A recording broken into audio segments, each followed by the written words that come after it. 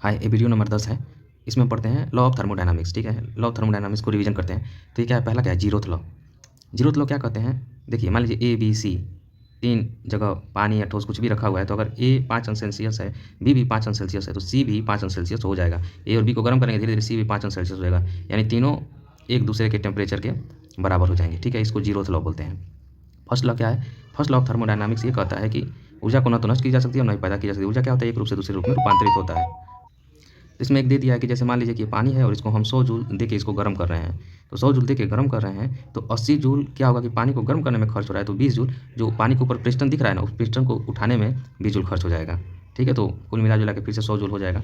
एक फॉर्मूला भी दे दिया, delta Q equal to delta P plus delta W. ठीक है, सेकेंड लॉ ऑफ थर्मोडायनामिक्स क्या कहता है, तो सेकेंड लॉ ऑफ थर्मोडायनामिक्स ये बोलता है कि उसमें हमेशा उच्च तापमान से निम्न तापमान की ओर स्थानांतरित होती है।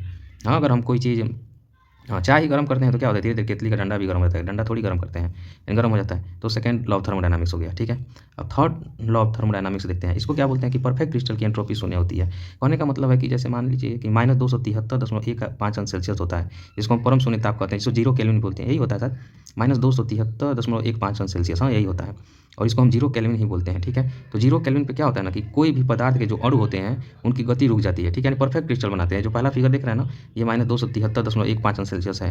इसमें किसी भी पदार्थ के जो अणु गतिमान रहते हैं, किसी पदार्थ के जो अणु होते हैं ना थोड़ा थोड़ा गतिमान ही रहते हैं, लेकिन जो -273.15 से जीरो केल्विन होता है परम शून्य तापमान पर, वो अणु गतिमान गति करना एकदम बंद कर देते हैं और व्यवस्थित हो जाते हैं। ठीक है, एक व्यवस्था में व्यवस्थित हो जाते हैं, और नीचे जो है परफेक्ट क्रिस्टल नहीं है क्योंकि ये गतिमान है।